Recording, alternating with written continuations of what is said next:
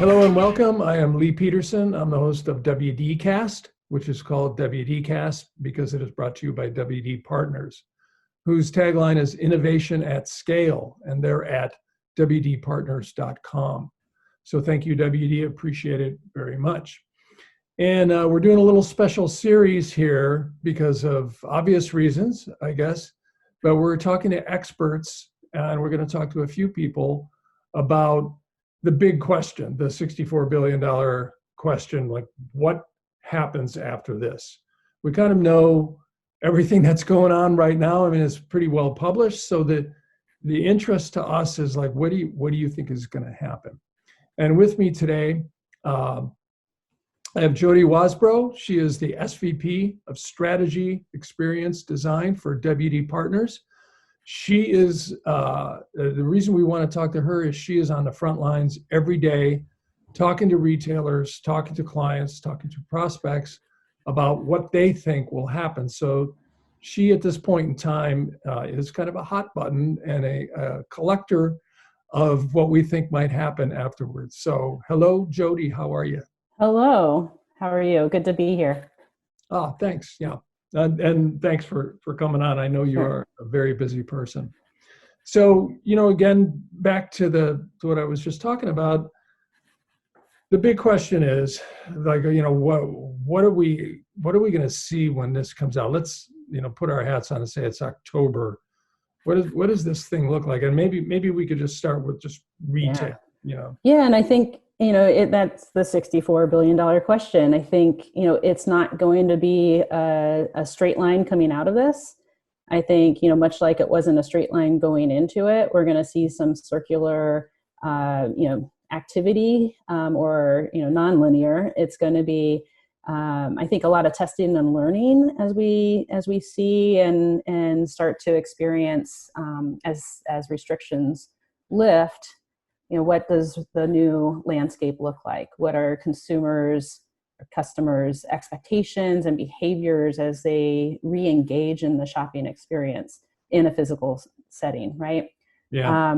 I think it's as we know, the idea of contactless, new word in the vocabulary of shoppers, looking at, I think, where we see the wins are going to be those brands that are actually walking the talk right now and helping their communities and helping their associates work through this situation. And then that will be reflective among the customers as they'll see, this purpose-driven brands that are helping. And I think that's where the patronage will start to shore up, if you will.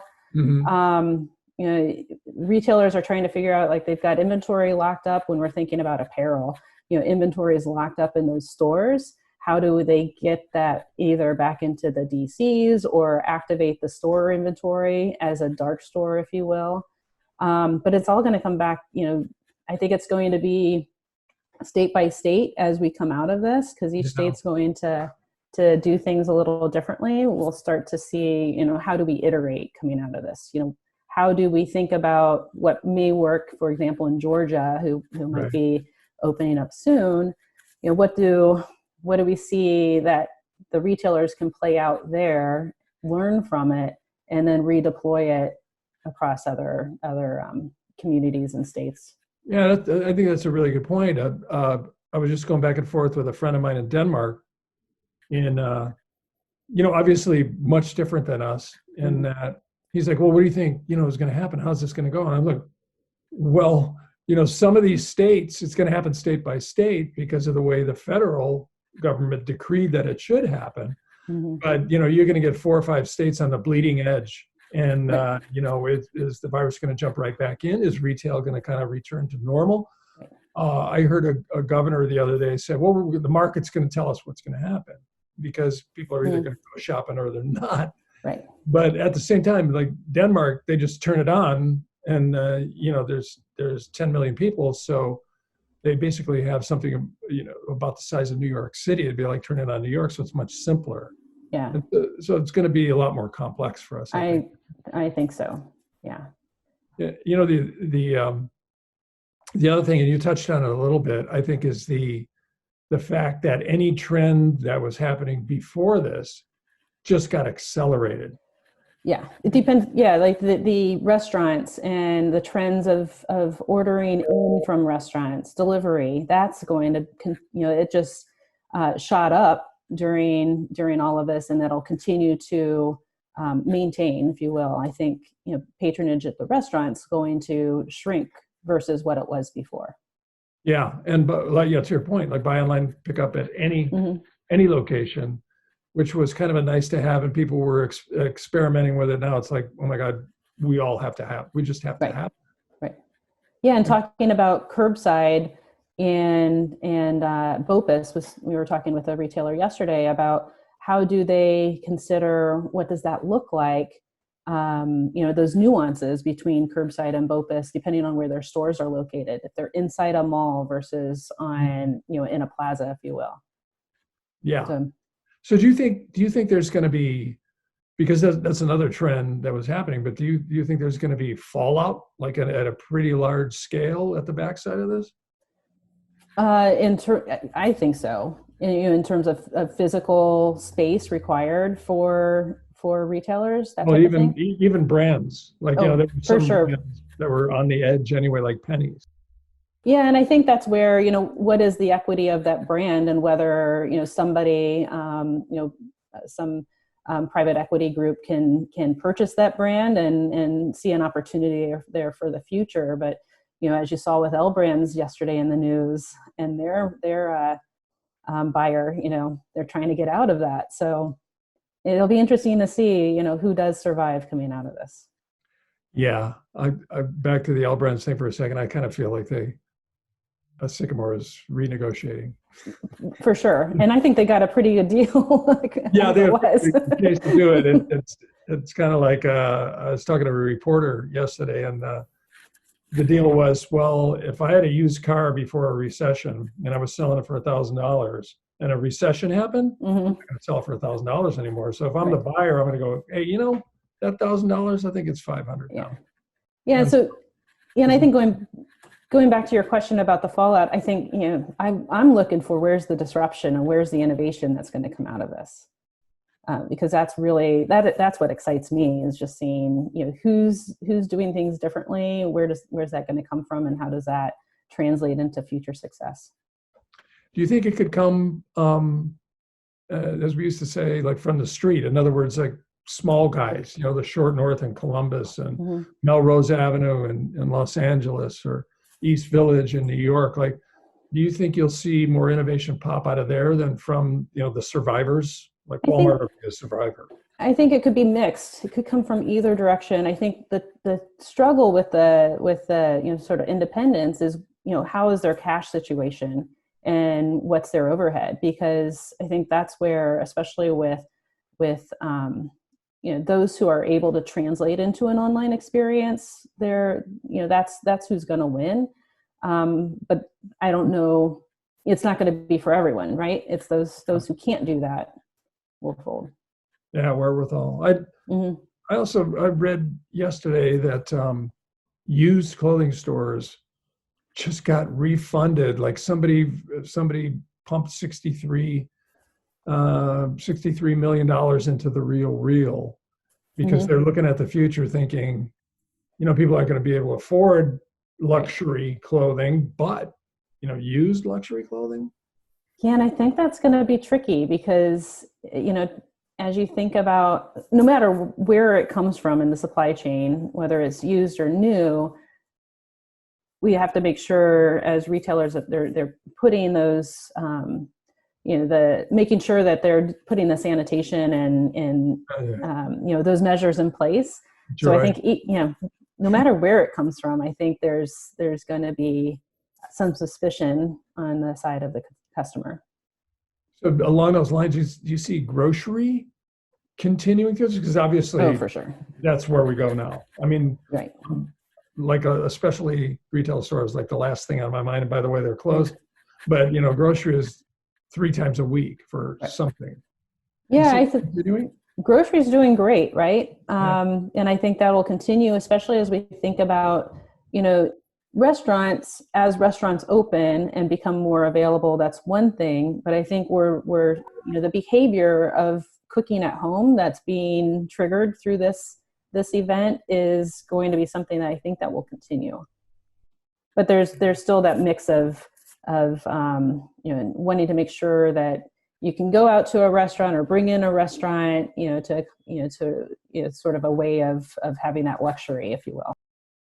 So is now a time for, as we were talking about, that you could clearly see that there's going to be some winners on the backside. Is now a time for them to experiment on maybe expanding the idea a little bit more? Of grocery?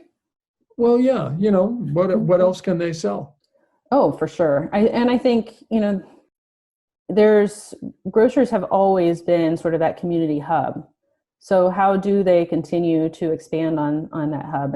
And we see a lot of blurring the lines across retail. So cafes that are selling merchandise, retailers that are selling cafe benefits.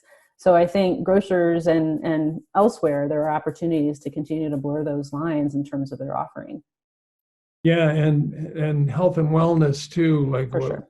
We know, and it's well published that Walmart is really dipping into health and wellness and upgrading minute clinics in the front of the store and volunteered to do testing in a couple of states.